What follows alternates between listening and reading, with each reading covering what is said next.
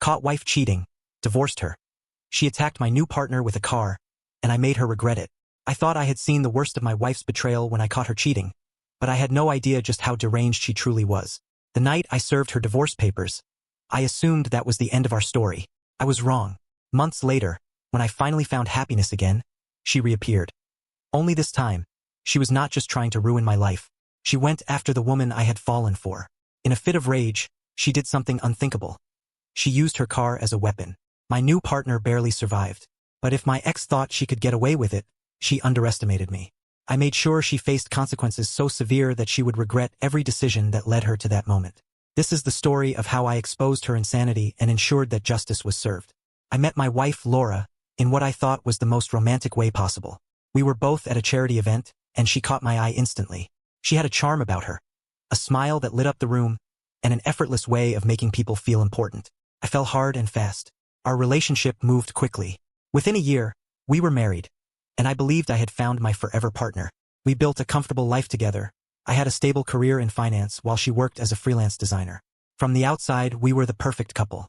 But cracks started forming in our marriage. Laura became distant, often lost in her phone. She would stay out late with vague excuses, and whenever I asked what was wrong, she brushed me off. I tried to ignore the nagging feeling in my gut, convincing myself I was just being paranoid. Then came the emotional detachment. The intimacy between us faded, conversations turned shallow, and she no longer looked at me with love. It was as if she was present in our marriage only in body, not in mind or heart. I told myself that all couples go through rough patches. I planned date nights, tried to rekindle what we had, but nothing worked. It was as if she had already checked out of the marriage. Still, I never expected what was coming next. The betrayal that would shatter my trust completely. Laura was always sociable.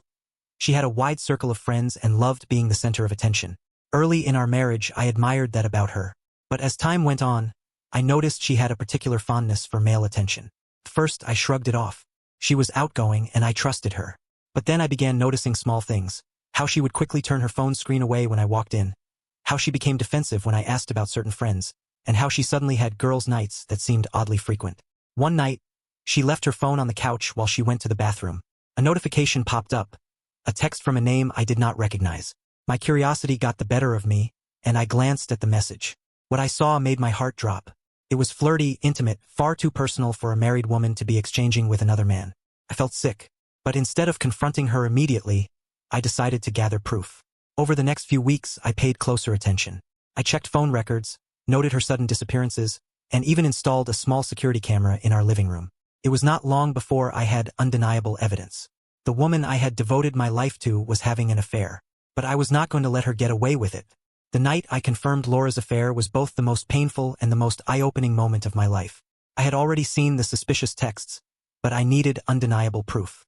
I had a gut feeling that she was meeting someone while pretending to be out with friends. So, I decided to track her movements. I placed a small GPS tracker in her car. Something I never thought I would do, but I needed the truth. That Friday evening, she got dressed up, more than usual. When I asked where she was going, she gave me a casual, just dinner with the girls. I won't be late. I nodded, acting normal, but as soon as she left, I checked the GPS. She was not at any restaurant.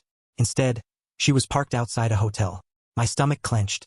I had seen enough movies and read enough stories to know exactly what was happening. I sat there, staring at the screen, unable to believe it. Then I decided I was going to catch her red-handed.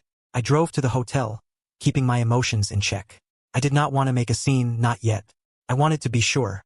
I walked into the lobby, casually making my way to the reception. "Hey," I said to the woman at the front desk. "I believe my wife is staying here tonight.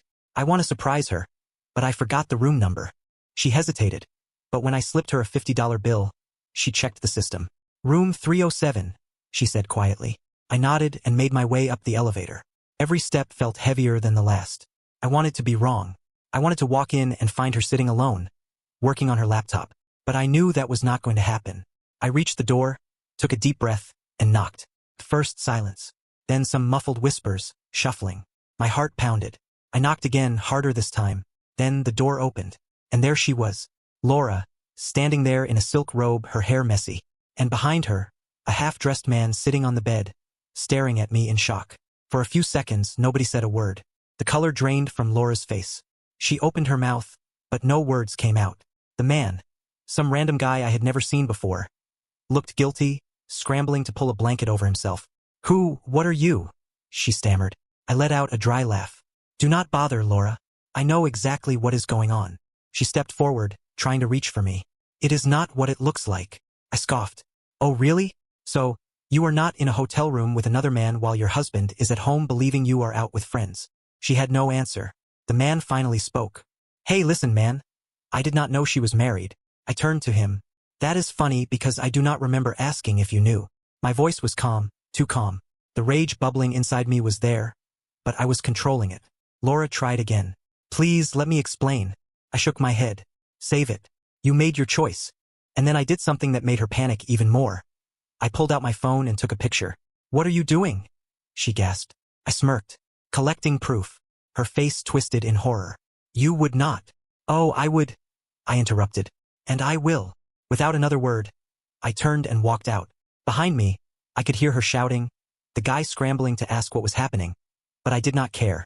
I had what I needed. When I got home, I calmly packed a bag. I was done. No yelling, no fights.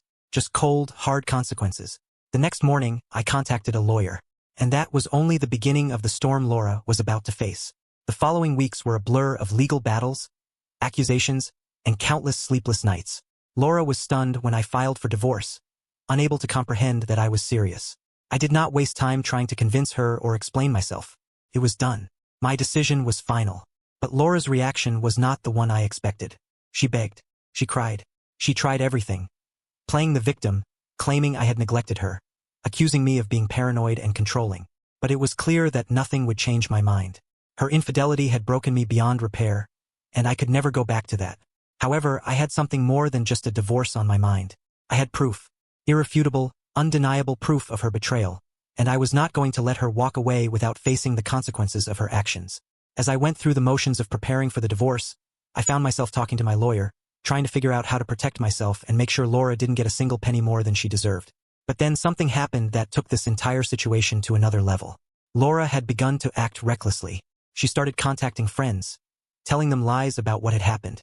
She tried to manipulate them into taking her side, painting me as the villain, the one who had pushed her into the affair. She posted on social media, made vague posts about heartbreak, but always without explaining the truth. She wanted to ruin my reputation and make herself the tragic figure in our story. But I had a counterattack planned. I decided it was time to take the truth public. I sat down with my lawyer, reviewed the evidence, and made a decision that shocked everyone involved. I contacted a few mutual friends and told them the truth, what I had found, what I had seen. I did not want to be silent anymore, and soon the news spread. But that was not the extent of my revenge. I decided to go one step further. I knew that Laura's affair had not been a random encounter. No, this had been planned. She had been seeing this man for months, perhaps even longer. And the man, he was not some harmless guy. He was married, with children. And his wife had no idea. The more I dug into this man, the more I uncovered. I found his full name, his place of work, his social media profiles. And then I saw the connections, the circles they ran in, the social events they attended together. He had been lying to his wife, just as Laura had been lying to me. I made a decision that might seem extreme to some, but to me it was just justice. I sent the same video and pictures I had taken that night, the ones that proved Laura's affair, to his wife. I wrote a short message explaining everything, detailing the dates I had seen them together, the hotel room, everything. I did not want to destroy his life, but I wanted him to face the consequences of his actions. And if his wife had no idea, she deserved to know the truth. I didn't care if it hurt them. He had made my life a living hell. And Laura, well, she had already ruined mine. When the wife saw the message, she reacted with disbelief. Her first instinct was to call the man to confront him, but it was too late. The damage was done. The affair was exposed, and the lies could no longer be hidden. Laura called me that night, frantic. How could you do this? She screamed into the phone. You've ruined everything. You've ruined my life. I let her yell. I did not care. You did this to yourself, Laura, I said coldly. You made your bed, now lie in it. Her sobs filled the phone, but I had no sympathy left. Her actions were her own fault. I did not feel sorry for her. The affair partner's wife reached out to me a few days later. Her voice was full of anger and sorrow. Thank you for letting me know, she said. I had no idea. We spoke briefly, and I could feel her pain through the phone. But there was also a certain sense of closure in her voice, as if she was finally able to confront the truth, no matter how much it hurt. As for Laura, the consequences of her actions caught up with her quickly. The affair partner's wife filed for divorce, and the fallout was public. People who had once looked at Laura with respect now saw her for what she was, an adulterer who had betrayed her husband and broken another family in the process.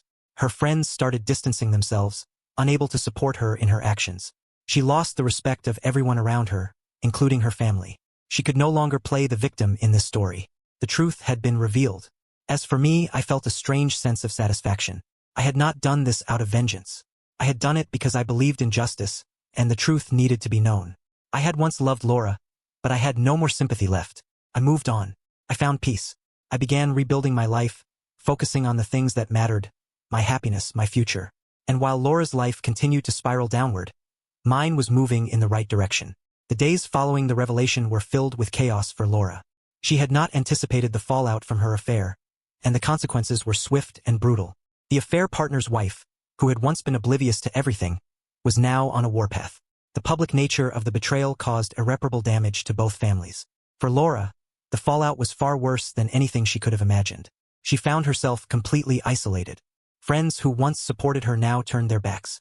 Her social media accounts were flooded with comments calling her a liar and a cheater. The whispers of scandal became a deafening roar. Even her family, who had always been there for her, couldn't look at her the same way. Her reputation had been irreparably tarnished. The divorce was finalized in a matter of months, though Laura fought for more than she was entitled to. She thought that I would still give her something, anything, but she underestimated how resolute I had become. Every attempt to manipulate me or appeal to my emotions was met with the cold, harsh reality of the situation. I was done with her. She had lost everything, including the life she once took for granted. I did not need to say much to the judge, as the evidence I provided was undeniable. The affair, her betrayal, the constant lies. All of it was clear. The assets were divided, and Laura was left with nothing substantial. She had hoped to use her charm to negotiate a better deal, but it was too late for that. In the weeks that followed, I found myself living a life of newfound freedom. I moved into a new apartment, far away from the memories that still haunted me. I immersed myself in work, traveled to new places, and began meeting new people. The wounds of the past were still fresh, but they were healing. And then came the most unexpected turn of events.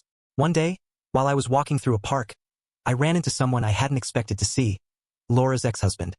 He had heard what happened, but he had not realized the extent of it until the divorce had been finalized. We exchanged a few words, and he shared with me that his life had changed dramatically since he had left Laura years ago. He had found peace, had remarried, and was genuinely happy. "It feels good to see someone who's truly moving on," he said with a smile. "I know it was tough for you, but trust me, you're better off without her." His words struck me deeper than I anticipated. I had always been angry, resentful, and bitter about the betrayal. But in that moment I realized something important. I had moved on, too. I had closed that chapter of my life, and I could finally let go of the past. Laura had lost everything. Her marriage, her friends, her reputation. But she had lost more than that. She had lost her sense of self. The person she had been before the affair was no longer there. She had become someone driven by ego, manipulation, and deceit. The woman I once loved was gone. The affair partner's life, too, had been turned upside down. His wife's decision to divorce him had not been an easy one, but the evidence I had sent her had left her with no choice. She found solace in knowing the truth, though it took time for her to heal. As for him, he lost not only his wife but also the respect of his peers and colleagues. He had attempted to salvage his reputation, but the damage was done. There were no more secrets. The web of lies they had spun had unraveled, and the truth had burned them all. As for me, I focused on rebuilding my life. The satisfaction of seeing justice served gave me a sense of closure. I began dating again, meeting new people who valued honesty and integrity. I took my time, not rushing into anything. I was in no hurry to replace what had been lost, but I was eager to move forward. It was in this newfound freedom that I realized something profound. The best revenge is not seeking retribution, but finding peace within yourself. I did not need to make Laura suffer any longer. Her actions had already spoken louder than any words I could say. What mattered now was the life I was building, the people I was meeting, and the person I was becoming. The wounds were healing, and I was ready to embrace the future with open arms. In the end, I learned that the best revenge is not making someone suffer, but reclaiming your own happiness and peace. Have you ever faced betrayal? How did you handle it? Share your thoughts in the comments below. If you enjoyed the story, make sure to like the video, subscribe, and press the bell icon so you never miss a new story. Don't forget to share with friends who might find this interesting. Thanks for watching.